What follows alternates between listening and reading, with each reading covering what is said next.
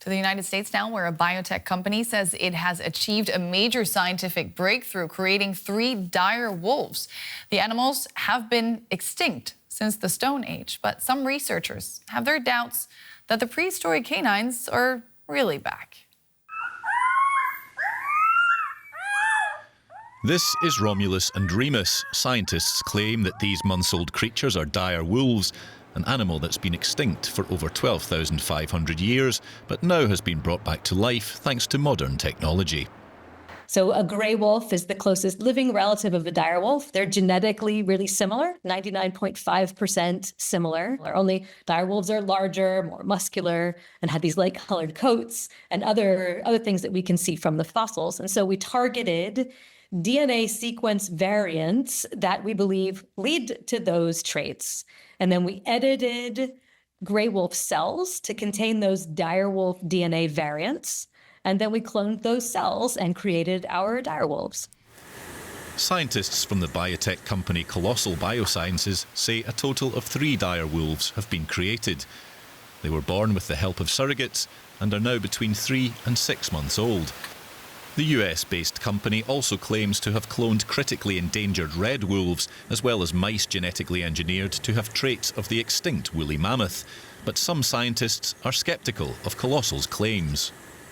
Yes, they have slightly genetically modified wolves, maybe. And that's probably the best that you're going to get. And those slight modifications seem to have been derived from retrieved direwolf material. Does that make it a direwolf? No. Does it make a slightly modified grey wolf? Yes. And that's probably about it. One thing independent scientists are sure of is that these animals won't be roaming the North American grasslands anytime soon. Let's bring in Johannes Vogel. He's the Director General of Berlin's Museum of Natural History. Mr. Vogel, welcome to DW. What is your take? Are these real dire wolves? No, unfortunately not. Every species, including you and me as humans, are ecosystems. So we have particular parasites or lice that only live on us. We have a very, very distinct gut flora. None of this, they claim, they have recreated.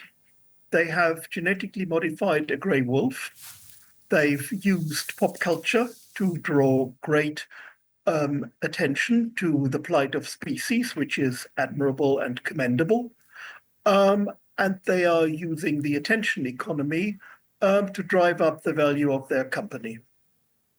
So you wouldn't say that they're playing God here because no species has been brought back from the dead? If you use that metaphor, then we are only surviving because we are playing God.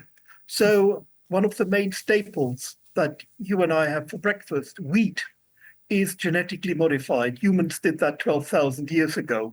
Rice is genetically modified by breeding. That happened probably 4,000 or 5,000 years ago. Maize, sugarcane, all of this stuff has been genetically modified by us to serve our purposes and to help us to survive. So humans have been using sort of biological engineering ever since the dawn of civilization. And funnily enough, wolves or dogs are the only species that we brought into our realm before we became a species that dwells in cities. So, and then again, the question is who modified whom?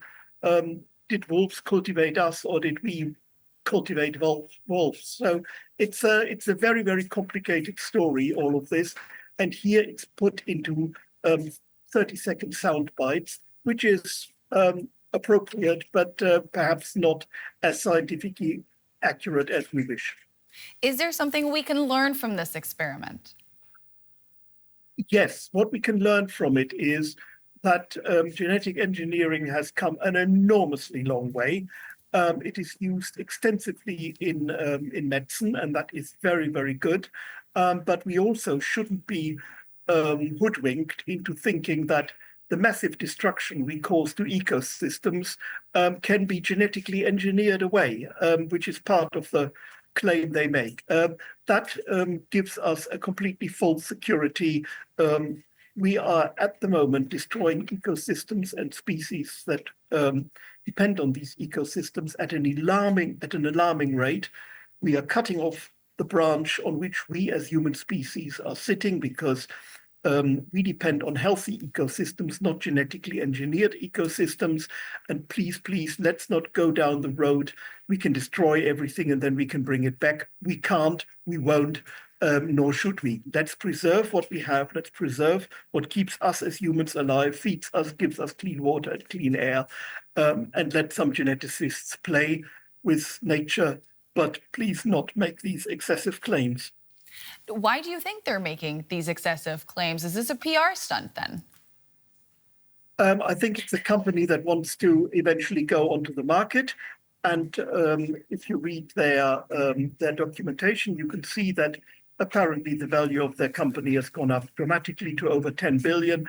I think it's a perfectly legitimate thing to do in the capitalist society to drive up the value of your company. But, this apparently is about nature and not about commerce. So let's keep these two things apart. That was Johannes Vogel of Berlin's Natural History Museum. Thank you so much for all of that and your time. Thank you.